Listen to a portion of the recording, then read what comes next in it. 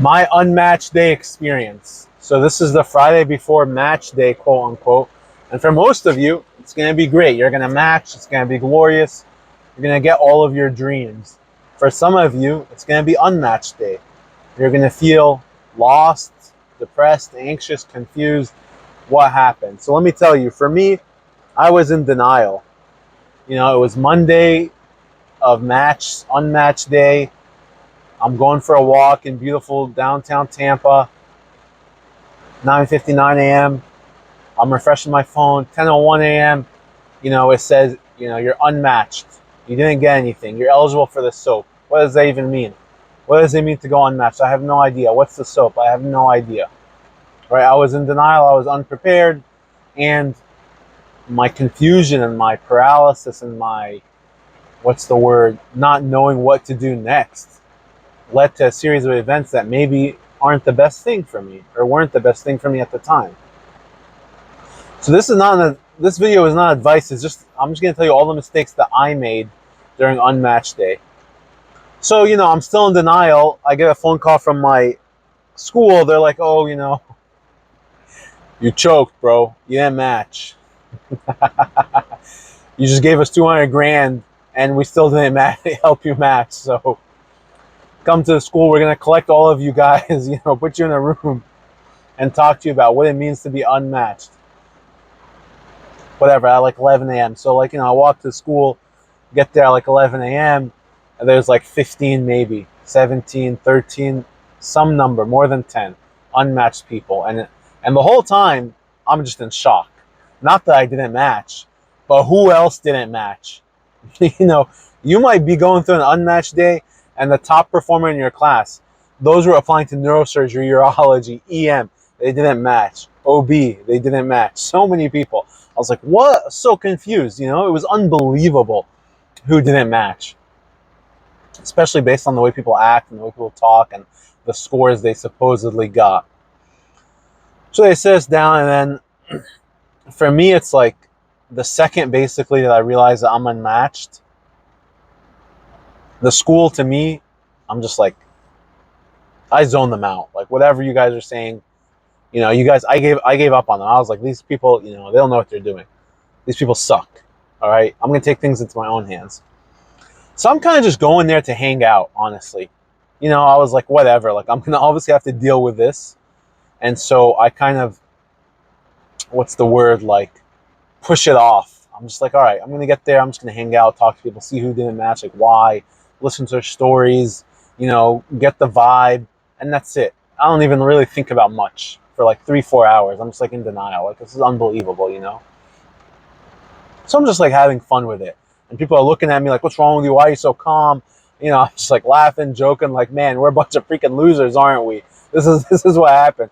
Yeah, you went in on the weekend during your IM rotation. You stayed up all night in the OR, and look where you still are. You're unmatched, right? It's depressing." So they give us a little spiel like, "Okay, you guys are eligible for the soap. This is what the soap is. You can apply 50 programs. Here's a list." The only sincere or like honest thing that they did, I think, that was actually somewhat had good intention. They gave us a list of all the programs that had unfilled spots. Really in hindsight, I mean, you don't even need that. They like printed it out, and it became confusing because you're like shuffling through. You can't organize them. So basically, on ERAS, it's so much better. So if you're not matched, and your school invites you over to like have a group meeting, bring your laptop, have your mouse, have your stuff, so you can actually organize it. It's on ERAS. So then, one of my deans is like, "Oh, you should take EM." And I'm like, "What do you know?" I'm like confused. I'm like, "Are you crazy? Like, no way. Like, that's not what I want to do." I'm like gunning for ortho. I'm pigeonholed. Ortho, ortho, ortho. Ortho is life. So I have to make a point about that. I made a mistake, right? I'm telling you kind of the mistakes that I made. The mistake that I made is not that she was wrong in her advice. The mistake was I was so focused and so blinded by what my goal was that I didn't consider any new goals, any future goals, okay?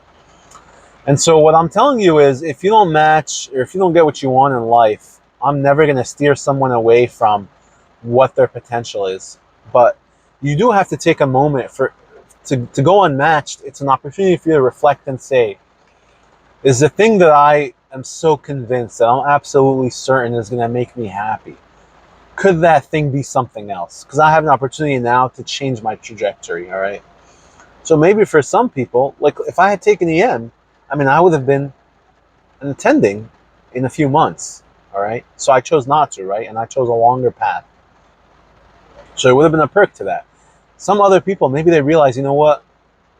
Whatever I was going into, I know a kid, he was going to like psych, he ended up doing Peds. I know another kid, he wanted gen surgery, he took IM. You know, now he's about to match into a fellowship like cardiology or something.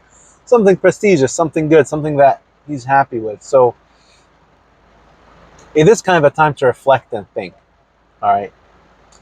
One thing I did do right was right away I got over the fact that my school sucked and I didn't put any faith in them, all right? I listened to their advice, kind of like filtering it, analyzing it, and then that's it. Okay, now let's just talk about I was basically like dumb, deaf, blind, had no idea what I was doing, all right? Just my same personal statement for ortho, I just blasted off 50 programs, all right? The letters I had for ortho, I just forwarded them over to those programs. The programs I applied to, there was no rhyme or reason. There was not what it was based on location. It was based on, oh, this sounds okay. Lakeland Regional, okay, it's close by. All right, I'll apply there. You know, South Alabama, oh, okay, it's close by. Panama City, where I grew up. All right, I'll apply there.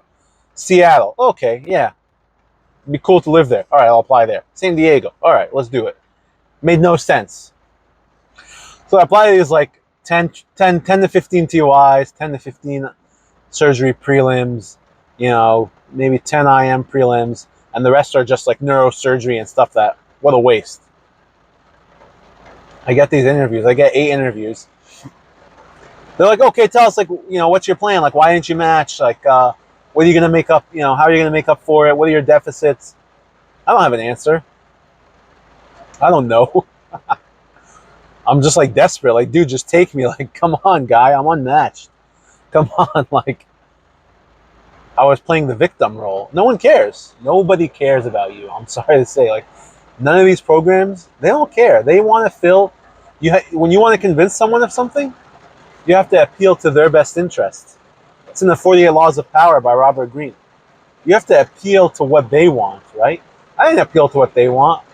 I wasn't going to contribute to Lakeland Regional at University of South Alabama or UT Austin.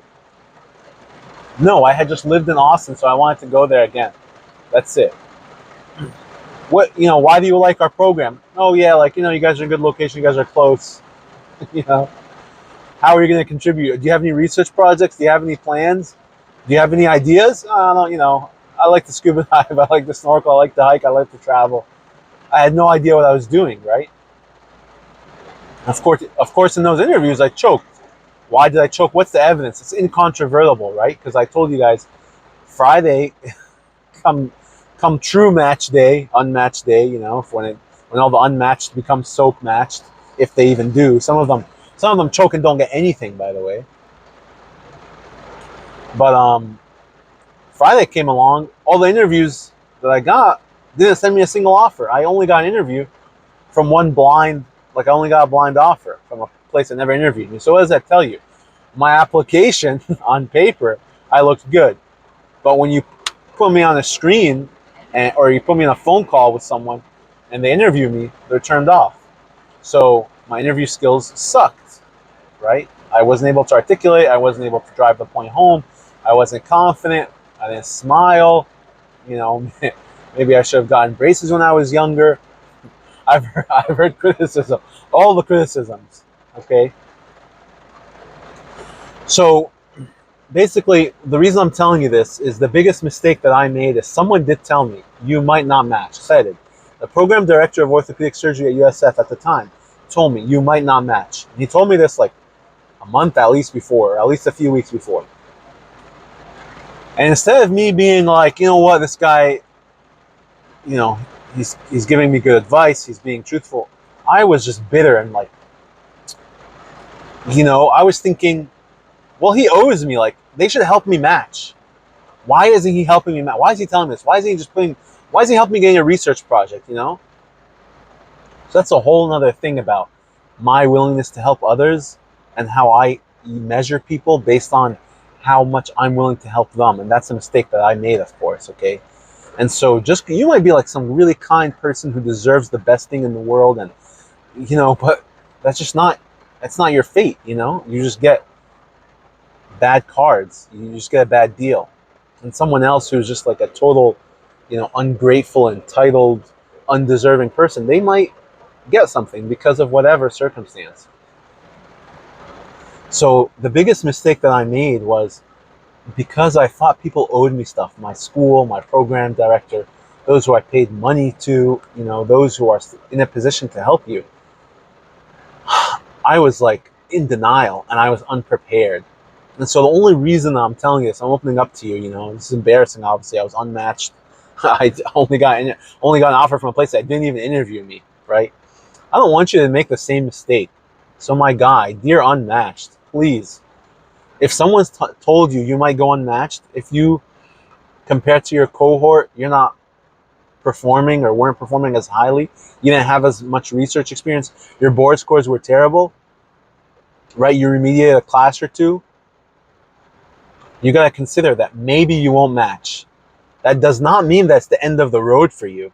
It does mean that you have to alter, be flexible, consider, right? Reflect, think about, mull over, ponder, and say, okay, what am I going to do if I go unmatched?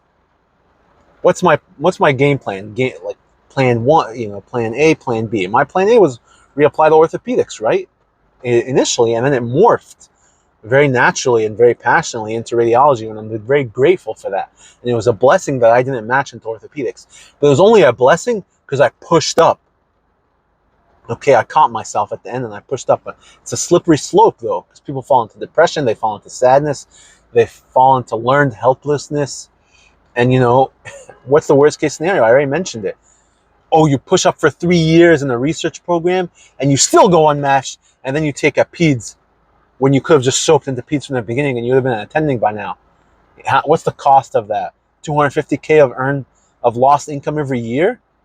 It's like, it's insanity. It's insanity. So be prepared, be realistic. Consider the advice that people have given you. And if you are unmatched, reach out to me. I want to help.